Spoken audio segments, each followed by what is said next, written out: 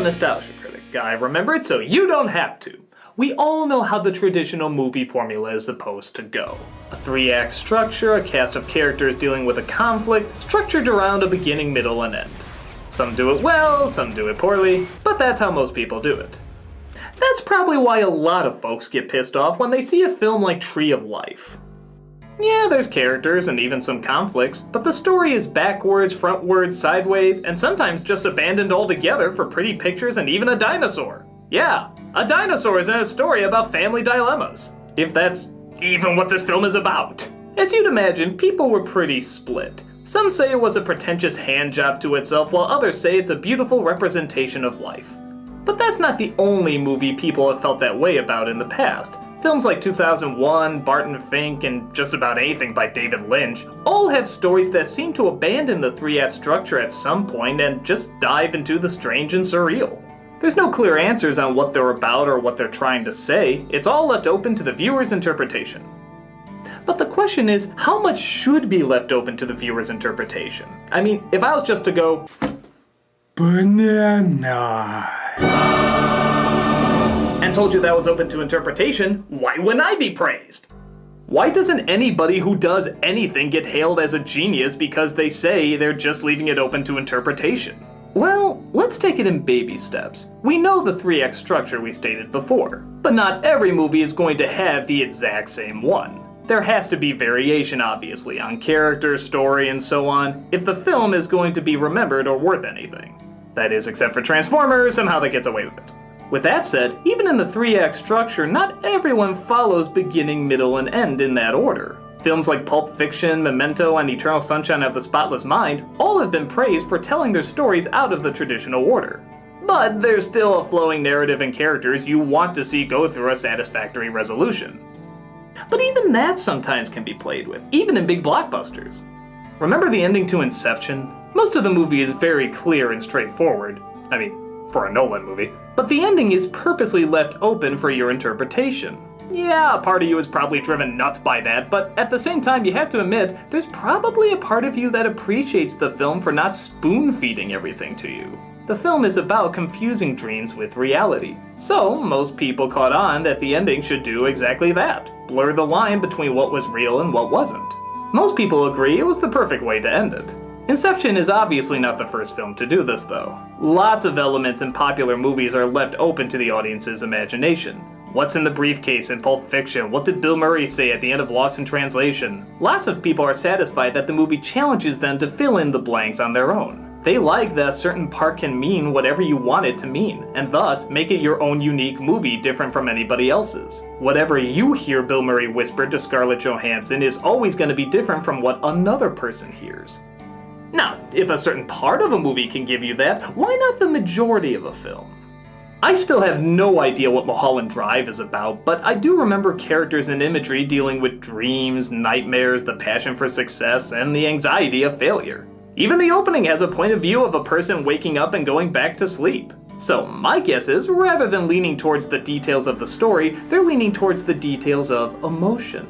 The Wizard of Oz is not a very logical story. There's lots of things we realize when we grow up that don't make sense about it. But we follow it because the emotions are so strong. We fear for Dorothy, we're happy with her. We're on board with every emotion she's feeling, even if the story doesn't always add up. I did a video a long time ago on when it's right to nitpick. And I said that every film is an illusion and at some point, something's not going to make sense with it. Just like any illusion in life. Films like Mulholland Drive and Tree of Life are trying to take it a step further. They don't bother with realistic or flowing narrative, their goal is to go for pure emotion. And emotion, as we all know, is rarely logical. Films like this are drenched in that. These are movies led by thoughts and feelings, not rhyme and reason. They're trying to take that emotional abstractness in the ending of Inception and stretch it out to be the main focus. But with that said, when is it done right and when is it done wrong?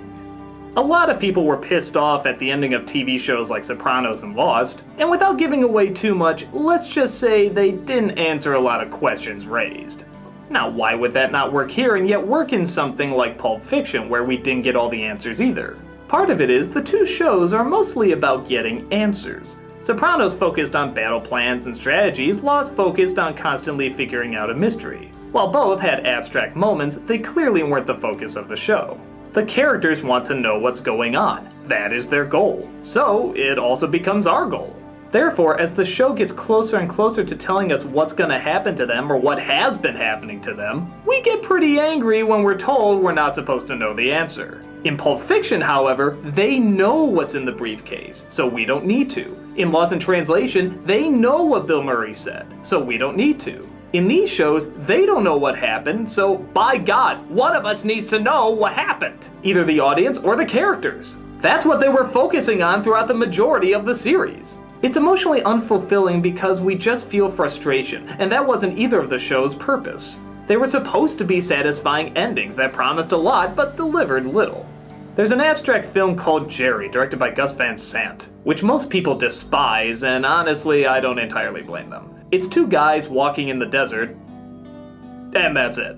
There's nothing special about the desert, it's not shot in a particular way. It's just two guys walking in a very ordinary looking desert. I won't ruin the ending, though really I don't think it would be ruined even if I told you, but most of the movie is them walking in the desert in total silence. Because of this, we can't get emotionally invested because we don't know if they're even emotionally invested. They barely talk.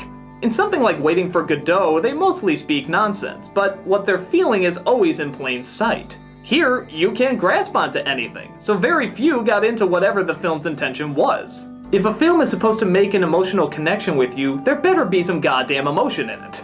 But while some films can piss you off and always leave you pissed off, others can actually get better the more you think about it. You know the phrase, you have to see it twice in order to fully get it? Well, sometimes that is actually true. Like take for example Charlie Kaufman's New York. When I first saw this film, it pissed me off. I just couldn't understand any of it. Why was the woman buying a house that was on fire? Why is this guy's grown-up daughter suddenly a little girl? Why do years pass in literally a matter of seconds? I saw it as just a pretentious exercise in trying to be artsy. But then I gave it another chance and I tried something a little different. I decided to start asking questions rather than demanding answers. Why would a woman buy a house on fire? As I thought about it, it reminded me of some people I knew in my life who would go into a bad situation even though they knew it was going to be bad. I think a lot of us have known people like that. Why was his grown-up daughter a child sometimes? And I thought about the phrase that most fathers say to their daughters where they'll always see them as daddy's little girl. Well, maybe the movie's indicating that's how he literally still sees her. And why did he confuse just a few minutes ago for actually a few years ago? I think most of us have had a moment where you thought something that happened recently actually happened a long time ago. And as you get older, time seems to fly by faster. In the film, these are all very literal interpretations, but it's how he sees things. Or at the very least, how he's experiencing it. And suddenly, a film I hated was turning into a film I loved. It was like a world of events, emotions, and thoughts unbound by time and fact. By taking those two elements away, I actually found I kind of understood them more. It's doing something totally different and looking at cinema from a completely new point of view. Experimenting, not feeling chained by the three-act structure. And I was seeing something in this movie, as well as film in general, that I never really thought about before. Now, does that mean you have to like these films and you have to force others to like them? Hell no. You can hate them all you want. Maybe Avengers gave you the most emotional journey you ever had with a film. It's totally possible. Everyone is going to have their own reaction to a movie, but when you look at an abstract movie and say it makes no sense, it's no different than when a person comes up to you and says, "You just didn't get it." Yeah, don't you hate those? The jerk-offs who always say, "I don't get it, so it must be dumb," or some fop that says you're not smart enough to understand it. Fuck both those twats. Everyone finds meaning in different places in different ways. If you don't find that with a film like Tree of Life, it's totally understandable. Maybe you need something to connect more to real life. After all, that's what you're living, isn't it? The facts of reality are so strange and out there, why would you want to understand anything else? This is hard enough. But on the other hand, someone else can look at it and see the patterns of life, the passage of time, how both gigantic and insignificant man can truly be. But with that said, maybe someone can see the exact same qualities in a more concrete film. It's just different roads to the same experience. But the great thing about film is that there is no one book that says every story has to be like this or every character has to have a certain arc. Film doesn't have to be a straightforward narrative, it can be an altogether new experience. It can challenge you in different ways you didn't even know you could be challenged in.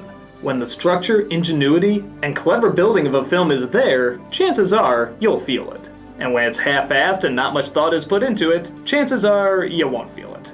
So look at all the different variations film can offer. See what works for you, see what doesn't, and enjoy seeing it transform from a series of sounds and images to one of the most awesome experiences ever. Even if you can't explain why. I'm a nostalgia critic guy, remember it, so you don't have to.